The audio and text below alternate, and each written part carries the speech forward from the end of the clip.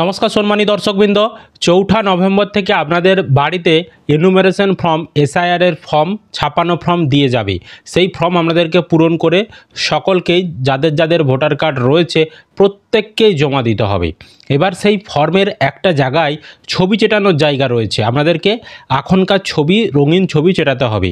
এবার প্রশ্ন হচ্ছে আপনি যে ছবিটা চেটাবেন সে বিষয়ে কি গাইডলাইন রয়েছে, ছবির সাইজ কীরকম হতে হবে, ছবিতে কি কি থাকা চলবে কি কি থাকা চলবে না, ছবির ব্যাকগ্রাউন্ড কি হতে হবে, এই বিষয়টা নিয়ে অনেকেরই মনে প্রশ্ন রয়েছে। আমরা সেই বিষয়টাই আজকের এই ভিডিওতে ক্লিয়ার করে বুঝিয়ে বলে দেব। তো অবশ্যই ভিডিওটি আপনাদের উপকারে আসবে, শেষ পর্যন্ত ভিডিওটি দেখতে থাকুন। চ্যানেলে নতুন হলে এই ধরনের ইনফরমেটিভ আপডেটগুলো পাওয়ার জন্য অবশ্যই চ্যানেলটিকে সাবস্ক্রাইব করবেন, বন্ধুদেরকে ভিডিওটা বেশি বেশি করে শেয়ার করে সকলকে খবরটি জানতে সাহায্য করবেন। ফেসবুক থেকে যারা ভিডিওটি দেখছেন অবশ্যই পেজটি ফলো করে রাখবেন।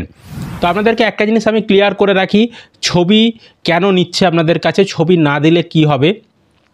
তো ফর্মে কিন্তু একটা ছবি অলরেডি থাকবে, যেই ছবিটা হচ্ছে আপনার বর্তমানে ভোটার কার্ডে রয়েছে সেই ছবিটা ফর্মে 4 নম্বর ঘরে থাকবে।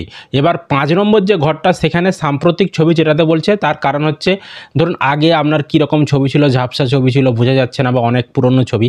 তো এখন যদি আপনি নতুন ছবি চেটান তাহলে কি হবে, আপনার বাড়িতে ফাইনাল ভোটার লিস্ট পাবলিক করার পর নতুন ভোটার কার্ড পাঠানো হবে, সেখানে কিন্তু নতুন যে ছবিটা আপনি এখন চেটাবেন সেই ছবিটাই কিন্তু আপনার ভোটার কার্ডে থাকবে।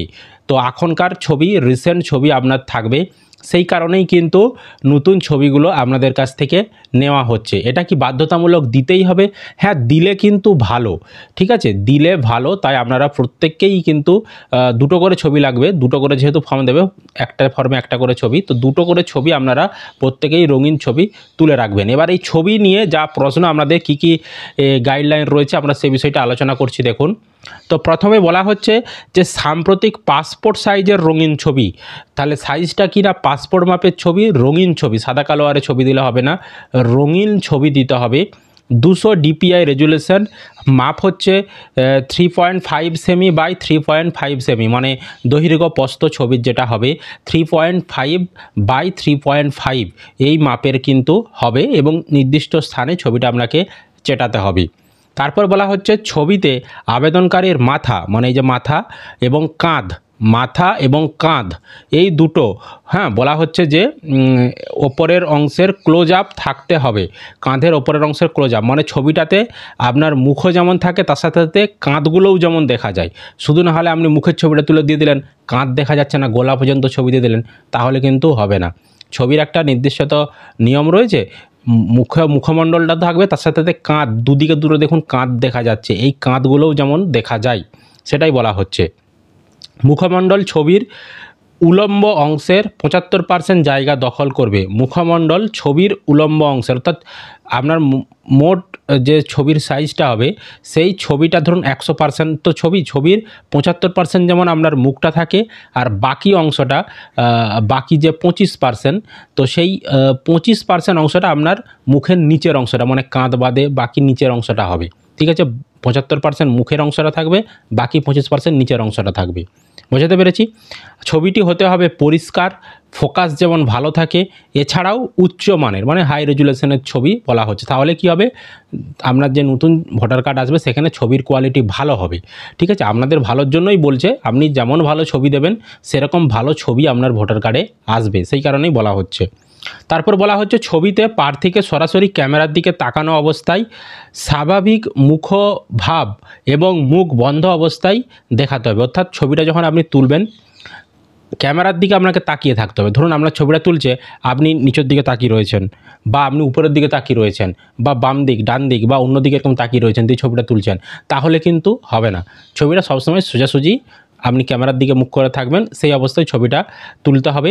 এবং মুখভঙ্গিটা স্বাভাবিক মুখভঙ্গি হবে। আপনি ধরুন ছবিটা তুলছেন, মুখটা বেঁকিয়ে আপনি ছবিটা তুলেছেন, বা জিভ বার করে আপনি ছবিটা তুলেছেন, তাহলে হবে না।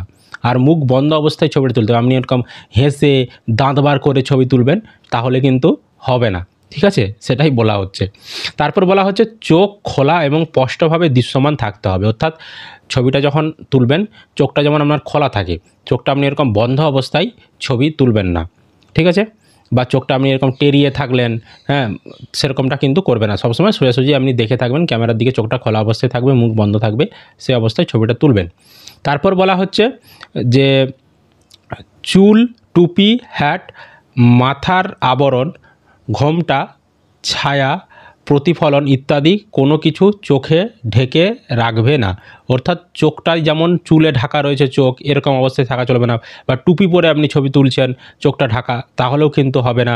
হ্যাট পরে রয়েছেন বা মাথার কোনো আবরণ আপনি মাথায় পরে রয়েছেন বা ঘোমটা, এগুলো দিয়ে যাতে যেমন চোখটা না আপনার ঢাকা থাকে সেরকম হওয়া চলবে না, মানে চোখটা যেমন দেখা যায় সেরকম অবস্থায় ছবিটা তুলতে হবে। তারপর বলেছে যে প্রার্থী যদি চশমা পরেন, ধরুন কারো অভ্যাস রয়েছে সে চশমা পরে, তো চশমা পরেও আপনি ছবি দিতে পারেন, কোনো অবস্থা নেই। তবে বলা হচ্ছে চশমায় কোনো আলোর প্রতিফলন থাকবে না, মানে চশমাতে আলো পড়ছে দিয়ে চশমাটা সাদা হয়ে গেছে, আপনার ভিতরে চোখের ছবিটা বোঝা যাচ্ছে না, সেরকম হলে চলবে না। আপনি চশমা পরুন ঠিক আছে, যেমন ভিতরে যে আপনার চোখটা রয়েছে চোখটা যেমন দেখা যায় সেটা বলা হচ্ছে। তো চশমার কাঁচে কোনো রং থাকা চলবে না এবং নিশ্চিত করতে হবে যে চশমার ফ্রেম চোখের কোনো অংশ যাতে ঢেকে না রাখে, সেরকমটা বলা হচ্ছে। তারপর বলা হচ্ছে ছবির পটভূমি মানে ব্যাকগ্রাউন্ড হবে একরঙা হালকা রঙের। এই ব্যাকগ্রাউন্ডটা নিয়ে অনেকেরই প্রশ্ন ছিল যে ছবির ব্যাকগ্রাউন্ডটা কী কালারের দিতে হবে। তো এখানে বলা হচ্ছে নির্দিষ্ট করে কোনো ব্যাকগ্রাউন্ড বলে দেয়নি, বলছে এক রঙের ব্যাকগ্রাউন্ড হতে হবে। হলে আপনি যদি পিছনে ব্লু কালারের ব্যাকগ্রাউন্ড দেন তাহলে পুরোটাই যেমন ব্লু থাকে, আপনি ব্লু, ব্ল্যাক বিভিন্ন রঙের মিলেমিশিয়ে ব্যাকগ্রাউন্ড দিয়ে দিলেন তাহলে হবে না। যা দেবেন এক কালারের ব্যাকগ্রাউন্ড দেবেন। তবে বলেছে হালকা রঙের দিতে বলেছে, আপনি একদম ঘটঘটে লাল রঙের দিয়ে দিলেন সেরকমটা করবেন না। স্বাভাবিকভাবে যে ব্যাকগ্রাউন্ডগুলো চলে যেমন ব্লু ব্যাকগ্রাউন্ড, তারপর সাদা ব্যাকগ্রাউন্ড, এই ব্যাকগ্রাউন্ডগুলো স্বাভাবিকভাবে চলে, তো সেই ব্যাকগ্রাউন্ডেই আপনি ছবি তুলবেন। আর এক কালারের ব্যাকগ্রাউন্ড পেছনে দেবেন, হ্যাঁ, একের অধিক কালারের ব্যাকগ্রাউন্ড দেবেন না। তারপর বলেছে প্রার্থীকে ছবিতে প্রার্থী ছাড়া অন্য কোনো ব্যক্তি বা বস্তু দৃশ্যমান থাকা চলবে না। মানে ছবির ব্যাকগ্রাউন্ডে ধরুন একটা ফুলের তোড়া রয়েছে, ছবির ব্যাকগ্রাউন্ডে ধরুন একটা লাইট রয়েছে, সেগুলোও ছবিতে আসছে, সেরকম করবেন না। বা আপনার সঙ্গে আপনার বোন, বাবা দাঁড়িয়ে আছে, দুজনে একসঙ্গে ছবি তুললেন, এরকম চলবেন না। একটা সিঙ্গেল ছবি হবে, আপনি সেখানে সিঙ্গেল মানে একাই থাকবেন, সাফ সুতরা ছবি হবে, ব্যাকগ্রাউন্ডে কিচ্ছু থাকবে না, শুধু ব্যাকগ্রাউন্ড থাকবে, তার পিছনে কোনো বস্তু বা কোনো কিচ্ছু থাকবে না, আপনি নিজে একা থাকবেন, সেই ধরনের ছবি তুলবেন। ঠিক আছে, বোঝাতে পেরেছি? তো এই ছবি নিয়ে এত চাপ নেওয়ার কোনো দরকার নেই, আপনারা জাস্ট জানতে চাইছিলেন, আমি আপনাদেরকে বিষয়টা ক্লিয়ার করে দিলাম। তো আপনারা যেখানে ছবি তোলেন তাদেরকে গিয়ে বলবেন, তারা এক্সপার্ট রয়েছে, তাদেরকে বললেই আপনাদের ছবিটা তারা তুলে দেবে। ঠিক আছে, আপনাকে ওই নিয়ে চিন্তা করার বা টেনশন নেওয়ার কোনো দরকার নেই। যারা ছবি তুলে দেবে তারা কিন্তু সঠিকভাবে আপনার ছবিটা তুলে দেবে। ঠিক আছে, আপনি শুধু তাদেরকে বলে দেবেন বিষয়টা। বুঝতে পেরেছি আপনাদেরকে?